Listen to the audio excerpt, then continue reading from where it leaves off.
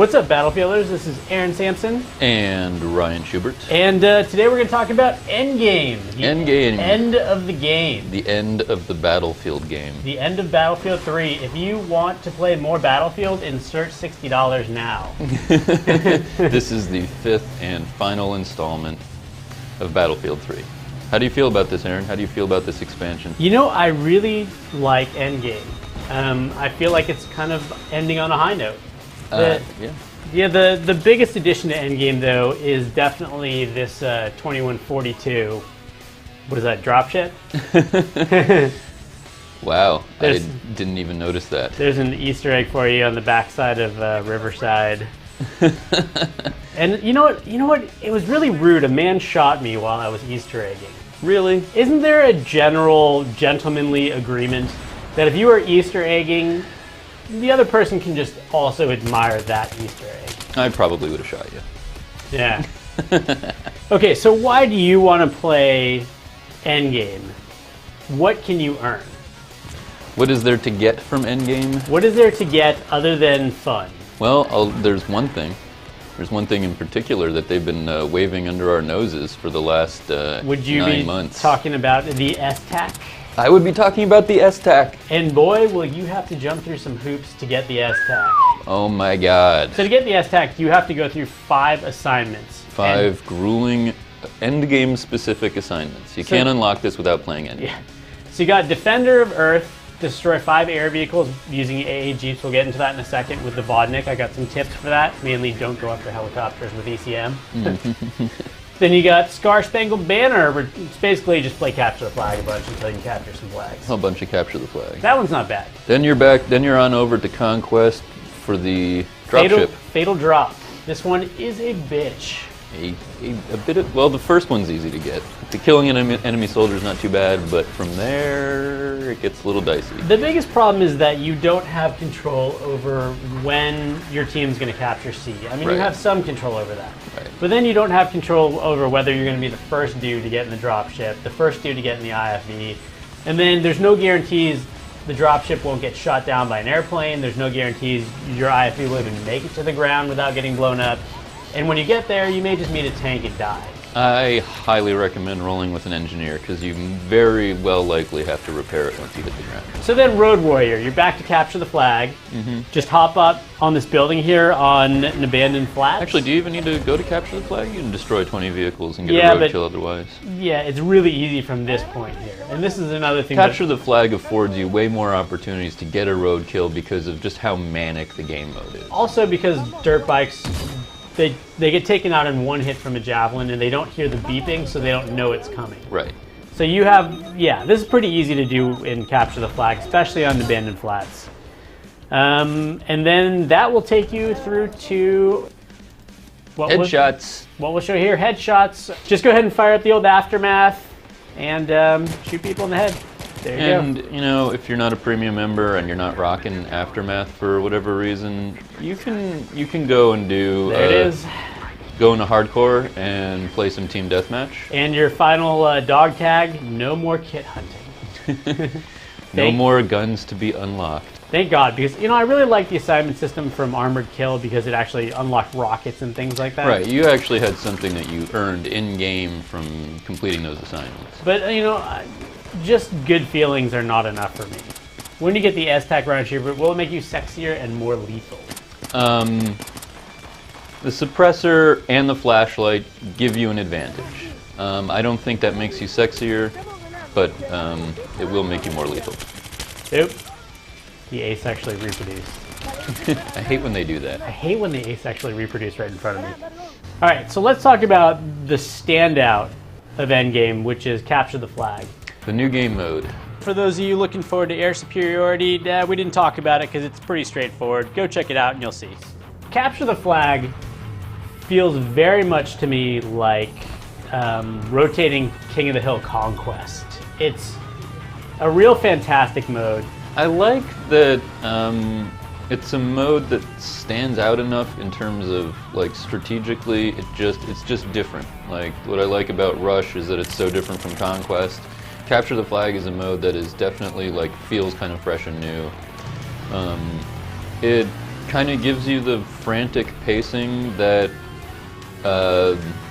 Close Quarters had, but without it being in such a frustratingly unpleasant map. Yeah, I feel like it's Capture the Flag, but it's distinctly Battlefield feeling. Yes. My biggest issue with Close Quarters is that it was basically, you know, close range gunfights, but it did not feel Battlefieldish to me.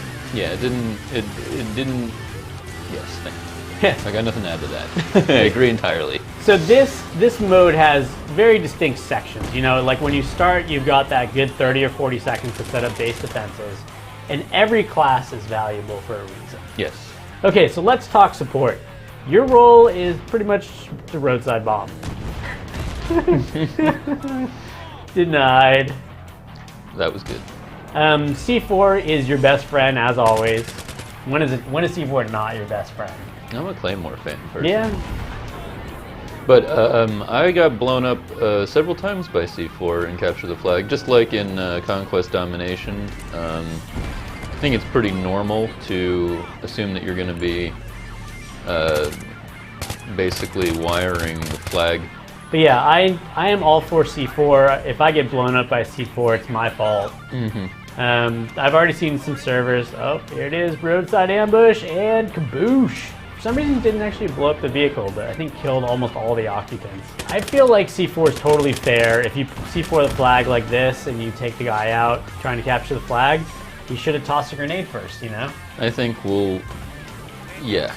There will be servers with rules that say no C4. And we've already seen that. But I think that actually all of the explosive equipment that the support use has a place here. You know, claymores aren't necessarily a bad idea if you're planning on staying behind for defense. And I believe that it was patched a while back so that claymores could kill passengers riding in vehicles. Although it probably won't, you know, we did some tests before, it didn't kill the driver most of the time. Most of the time it didn't, but it can. We didn't really take footage of Assault because it's self-explanatory. Assault, really, you just want to kill flag carriers and maybe smoke up. Yeah, don't forget the smoke. Yeah. So skipping Engineer, because you guys all know what they do, let's talk about one of the classes that hasn't been so useful in some of the other expansions, Recon. But Recon, you are critical, so your job is more or less to sneak behind enemy lines and set up that really powerful spawn beacon. Yeah, that's going to be really helpful because... This is their base. That's the flag. Yeah. So I am literally putting a spawn beacon behind their flag. The minute that flag appears, my team can just pop out and grab it. Which is pretty vital, because, you know, otherwise it's kind of a setback. If you lose your presence near the flag, you're starting all over again. Yeah. You know, you're going back to plan B. But yeah, Recon's also good on defense, basically sitting there and sniping people who are trying to grab your flag. All legitimate, you know, defensive tactics. Yeah, if you're Recon and you're anywhere near the flags, you're going to have a lot of opportunity. Yeah, I mean, I think Recon is most dangerous on the flags. Not necessarily as the flag carriers, although you can do that. But I was trying to kill this guy with his own mines.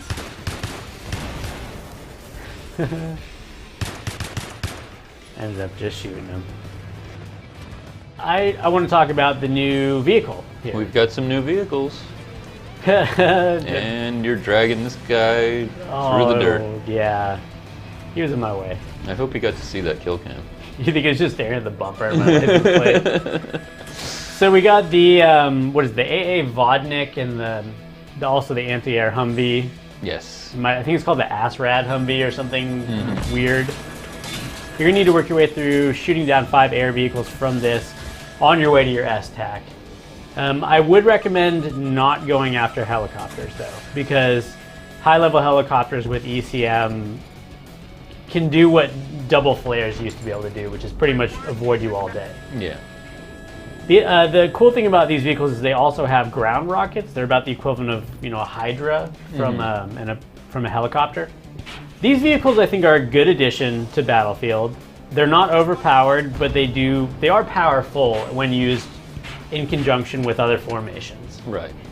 Like they're not normally, unless you catch another piece of armor by total surprise, you're not gonna in a face-to-face situation, you're not gonna survive. So do you think that premium was worth it in the end? In the end, yeah. I give it like a marginal thumbs up. So the important question is, would you buy Battlefield 4 and then spend another $60 on it again, like you did with Battlefield 3? You know, I think that I would definitely do it if, like, DICE and EA were a little bit more forthcoming about what was included and what was going to be in the future. You know, like some people pointed out at one point that, like, the sort of marketing cover art changed. Like, features disappeared from time to time. Yeah. And, you know, there was also the sketchiness of including the Back to Karkan. So you lost $10 immediately out of that when you paid $60, because a lot of people had already purchased Karkan with their premium. Yeah, I mean, yeah, basically the people who get screwed are the people who actually paid for Karkan before premium was announced. Looking back at premium, I mean, it was definitely something that they were. It seemed like they weren't sure what they were trying to accomplish at first. They sold everybody the game for $60 again, but it was really, you know, they billed it as this service, but it was really just a discounted map pack, and it took them a while to get there. Yeah. Because I remember they were talking about Karkan all the time when they first came out, and all the Battlefield players who had the game were like, "Hey, we've been playing Karkan for a while now. What are you talking about?" Yeah. So you do feel like you would spend $60 potentially. You would spend $120 potentially on Battlefield 4 if they did premium again. Yeah. I mean, the only thing that bothers me is that, you know, I truly did not like the Close Quarters expansion. And the only thing, as far as I'm concerned, that came out of that was my favorite sniper rifle, the 417. But that was also a little bit bizarre how they front-loaded all of the weapons for all of their expansions. Yeah, 10 in Karkan and then 10 in Close Quarters. But again, you know, people already had Karkan unlocked, so by the time you paid for premium, you were just unlocking the Close Quarters set. I think I'm going to have to wait and see, you know, what develops with Battlefield 4. I have really enjoyed most of these expansions. I think that they listened to the community and got steadily better as they progressed. Yeah. I still think $60 was a little steep for DLC. Especially since, you know, like we said, neither of us really liked the first one. So maybe I would pay, you know, $80 for Battlefield 4 if they just included whatever premium service. Yeah, you know, I don't mind saying also that I didn't like the release schedule. Like, to me, it was just too long of a wait between every expansion. I think that, you know, if they'd come out a little bit closer together, they might have kept me around a lot longer. It comes back to the point that I think that EA and DICE launched premium without really knowing what it was.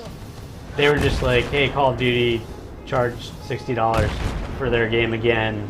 Let's try that. Let's try that. And I think the results sort of showed that they had a lot of learning to do. And to their credit, I think they got good at doing it by Endgame, by this expansion. So that's it for Battlefield 3. That's all there is. That's all she wrote. Yeah. That was a look at Endgame, the last expansion. Battlefield 4, who knows? Maybe will be announced at E3 this year, hopefully, fingers crossed. I think a lot of us are hoping maybe Bad Company 3, but nah, maybe. So we would like to know what you guys thought of Endgame and what you guys thought of Premium overall. Would you spend another $120 on Battlefield 4 if given the opportunity to do so again? Hopefully you guys will have some fun capturing those flags and earning that S-Tac. And we appreciate you guys watching all our coverage of Battlefield 3 and Premium services. So signing off, this is Aaron Sampson. And Ryan Schubert. And we'll see you guys out on the battlefield. Hell yeah.